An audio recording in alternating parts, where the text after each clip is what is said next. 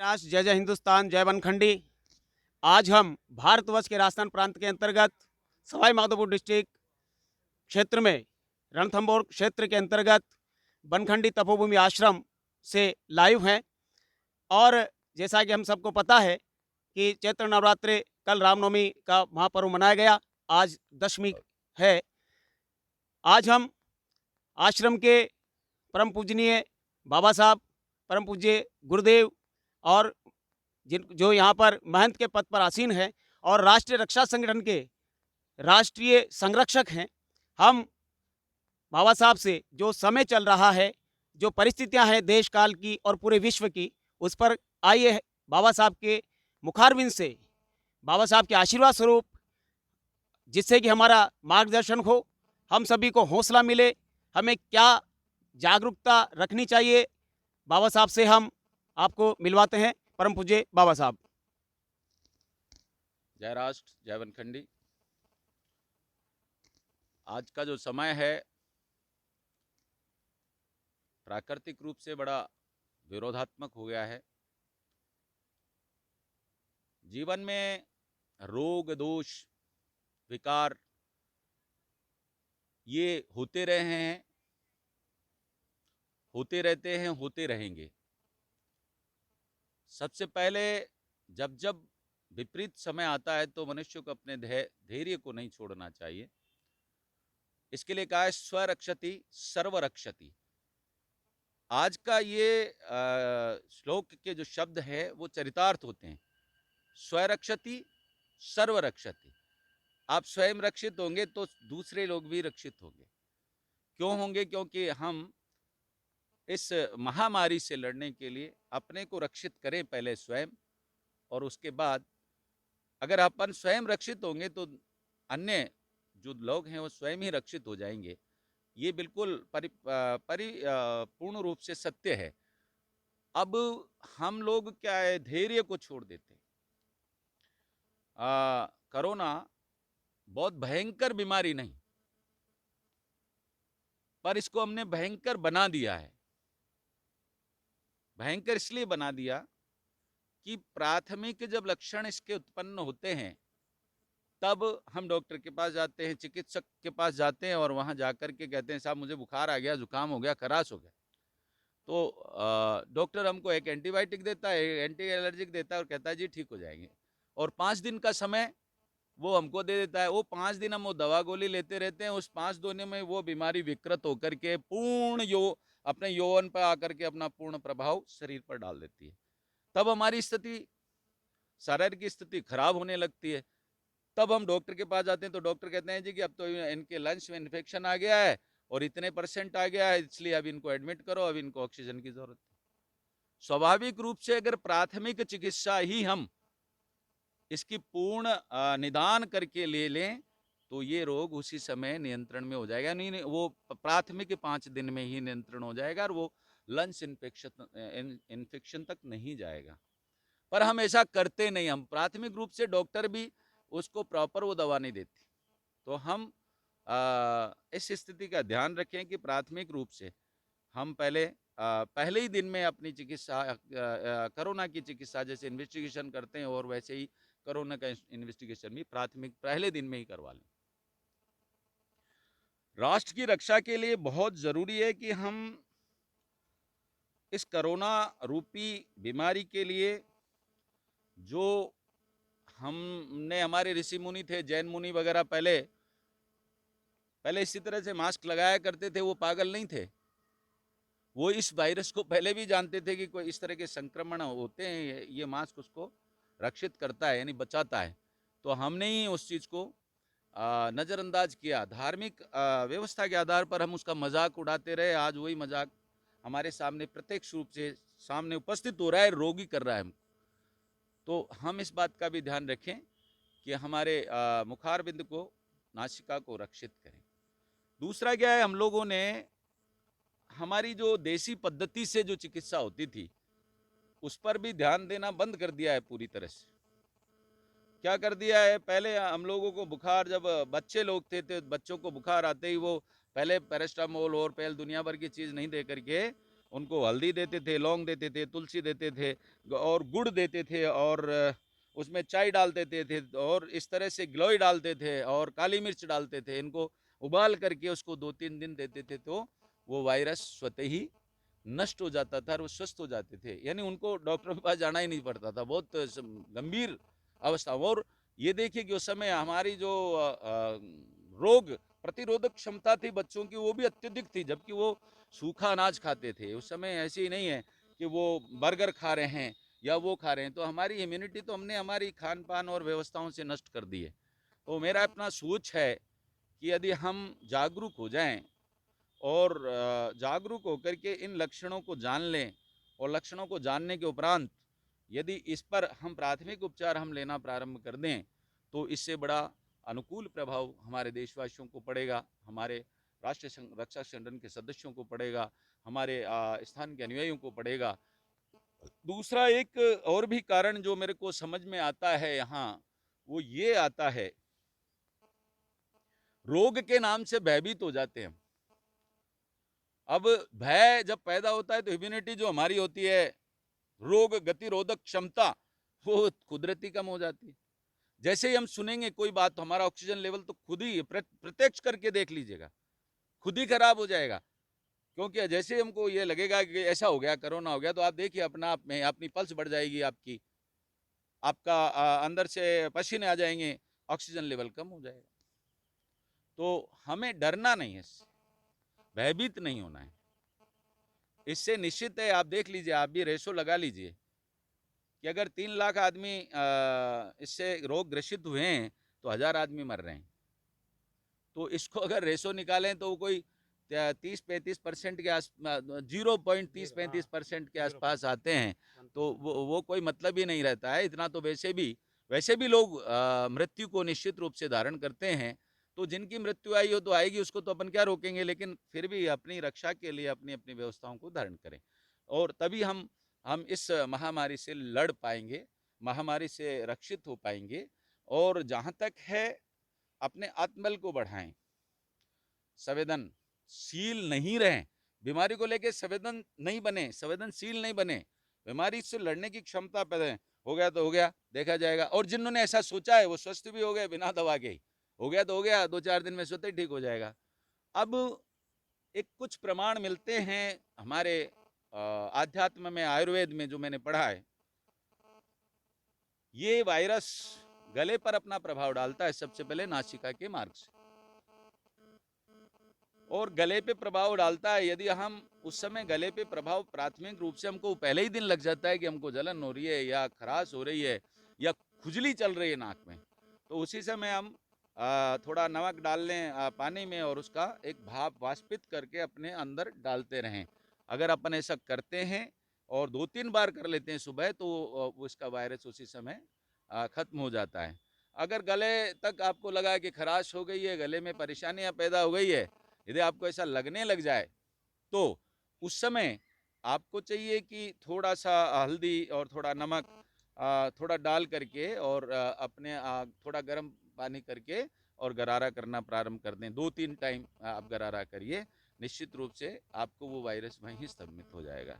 तीसरी बात, मैंने अभी प्रत्यक्ष में, अभी नवरात्रि में मुझे भी ये प्रभाव मतलब ये खराश और खांसी और हुआ, तो मैंने देखा, महसूस किया कि 2 लोग मेरी पूजा से ली, मैंने डाली, तो उससे मुझे बड़ा आराम मिला।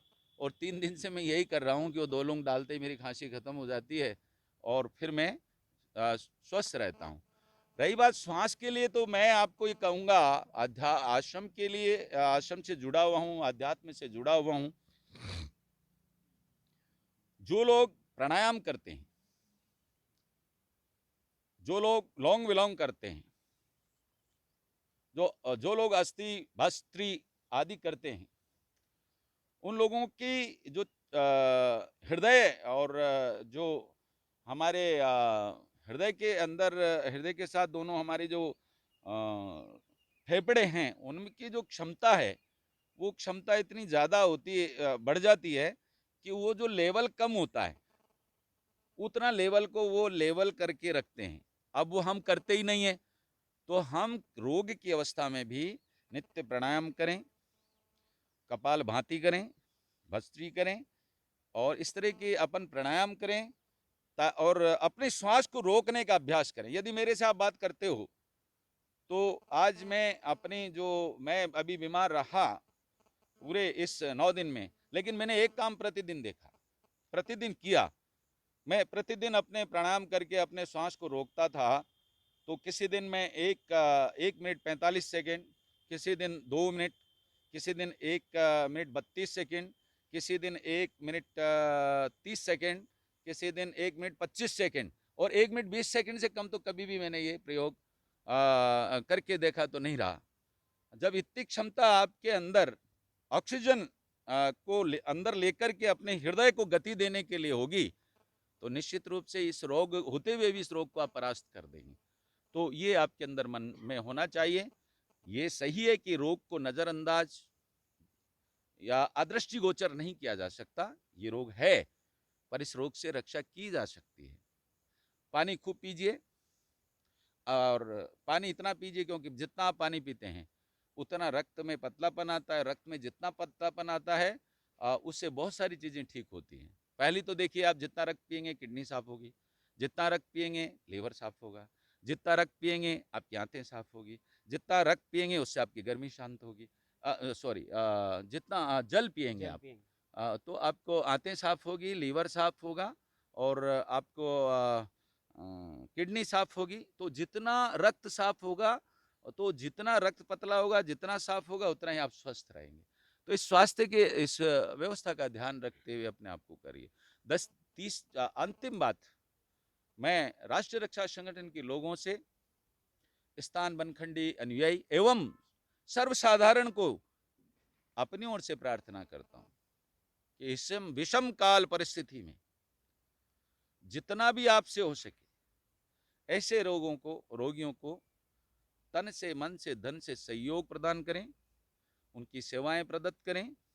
जो आप कर सकते हो वो आपको करना चाहिए। परहित सरिस धर्म नहीं भाई, पर पीड़ा सम नहीं यदि। मतलब अपन रामायण में केवल पढ़ करके ये सोचते हैं रामायण में ऐसा लिखा है, उदाहरण देने से अच्छा है हम उसको व्यक्तिगत रूप से क्रियान्वित करें, व्यक्तिगत रूप से हम उसको प्रयोग में लाएं। तो वो आपके लिए आपके हित में है, और वो आपके आध्यात्म में, वो आपके धर्म में है। तो उस धर्म की पालना आप करें, ऐसा मेरा कथन है। और इस महामारी से ईश्वर आप सबकी रक्षा करे। ईश्वर से प्रार्थना है कि शीघ्र इस महामारी से आपको मुक्त करें। लेकिन मैं एक बात और कहना चाहूँगा, शायद पता नहीं ये कितनी सत्य है या नहीं, मेरा अपना सोच है, आने वाले विगत 3 महीने के अंदर अंदर इस रोग से लगभग 1 करोड़ के ऊपर व्यक्ति संक्रमित होंगे। 1 करोड़ से ऊपर, 1.5 करोड़ आप मान सकते हो। और कम से कम भी आप मानिए कि हम जो मृत्यु की व्यवस्था है वो 3 लाख से ऊपर पहुंच जाएगी। इसलिए इस रोग से सुरक्षित रहिए, रक्षित होइए, और अपने आप को सुरक्षित रखिए। अकारण ही आप लोगों के संपर्क में मत आइए। धर्म सभाओं में मत जाइए, पिक्चर्स में मत जाइए, विवाह समारोह में मत जाइए, जन्मदिन मत मनाइए, क्योंकि आपका जन्मदिन आपसे ज्यादा जरूरी नहीं है। आप रहेंगे तो जन्मदिन आगे भी मनाया जा सकता है, आप रहेंगे तो आध्यात्मिक चर्चा आगे भी सुनी जा सकती है, आप रहेंगे तो आध्यात्म पर आगे भी कर्म किए जा सकते हैं। लेकिन जब आप ही नहीं रहेंगे तो ये कर्म करेगा कौन?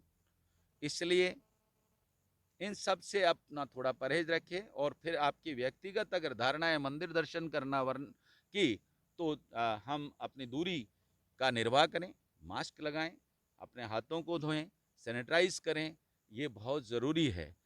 अब हमारी एक आध्यात्मिक और हमारी एक कुंभ की जो व्यवस्था है, उसको हमारे संत समाज सूक्ष्म रूप से भी आदेश कर सकते थे कि इस महामारी में, इस कुंभ के इस महापर्व पर आप केवल अपने घर पर रहते हुए ही प्रार्थना कर लें, यज्ञ कर लें, जप कर लें, तप कर लें, पर आप इतने बड़े समूह में वहाँ आकर के इस महामारी के समय इस रोग को उत्पन्न करने में सहयोग नहीं करें। ये सत्य है, आप जानिए कि इस हमारे महाकुंभ के महापर्व के कारण इसके परिणाम आने वाले 1 महीने में भयंकर और भयावह आएंगे, इसमें कोई संदेह नहीं है। पर चूंकि धर्म के नाम पर, आध्यात्म के नाम पर न तो गवर्नमेंट इस पर ध्यान दे पा रही है, न संत हमारे लोग। मैं जानता हूं कि आज की बात सुन करके मेरी बड़ी आलोचना करेंगे वो संत भी, लेकिन वो सत्य के विरुद्ध ही जाएंगे अगर आलोचना करेंगे तो, इसमें कोई संदेह नहीं है। क्योंकि जो ईश्वर की व्यवस्था वो आध्यात्म हृदय से परिपूर्ण की जाती है, तो हमें आध्यात्म को हृदय से परिपूर्ण करें, लेकिन धर्म के आधार पर हम संकट में डालें, ये नहीं होना चाहिए। धर्म के आधार पर हम किसी व्यवस्था को बिगाड़ दें, ये भी नहीं होना चाहिए। तो धर्म के भी अपनी व्यवस्था है, धर्म की भी अपनी मर्यादा है। अब आप देखिए इसका कितना प्रभाव पड़ा। जिस गंगा में अपने स्नान किया, अब कोई कोरोना संक्रमित उसमें स्नान किया, उससे छूटा हुआ वो वायरस उस पानी में बहेगा और आगे जाने के बाद कोई व्यक्ति उसमें फिर स्नान करेगा, वो उसको ग्रसित करेगा और वो उससे ग्रसित होकर रोगी होगा। ये सत्य प्रमाणित है, वैज्ञानिक तथ्य है, पर हमने इन सब चीज़ों को नज़रअंदाज किया। इस कारण इसका बड़ा आने वाले टाइम में बड़ा खामियाजा भुगतना पड़ेगा। लेकिन मैं साथ ही क्षमा चाहूँगा सनातन धर्म और हमारी हिंदू व्यवस्था से भी कि मेरे इन वाक्यों को मंथन करते हुए ध्यान में रखें, धर्म विरोधी नहीं बना दे मुझे, क्योंकि आप बना सकते हो, आप सक्षम हो। जैसे आपको लगेगा तो आप कहेंगे कि नहीं नहीं ये व्यक्ति धर्म विरोधी है, धर्म के विरुद्ध कर रहा है। तो मैं हमारे केवल हमारी हिंदू और सनातन पद्धति के लिए नहीं बोल रहा, ये मैं रमजान में होने वाले इस महापर्व के लिए भी बोल रहा हूँ कि उसमें भी उन्हें अपनी धार्मिक व्यवस्था से अपनी परहेजों को रखना चाहिए। और जितने भी और महापर्व जिन में धर्मों में होते हैं, पहले अपनी स्वरक्षा करो और सबकी रक्षा करो, ये बहुत ज़रूरी है।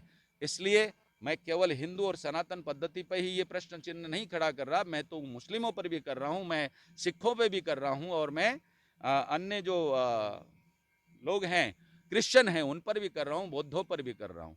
तो इस बात का ध्यान रखना चाहिए और तभी हम सुरक्षित रहेंगे। यही हमारा धर्म हमको सिखाता है कि स्वयं की रक्षा करते हुए स्वयं रक्षित रहें और अपने द्वारा ऐसी व्यवस्था का प्रबंधन करें कि दूसरे लोग भी रक्षित हों।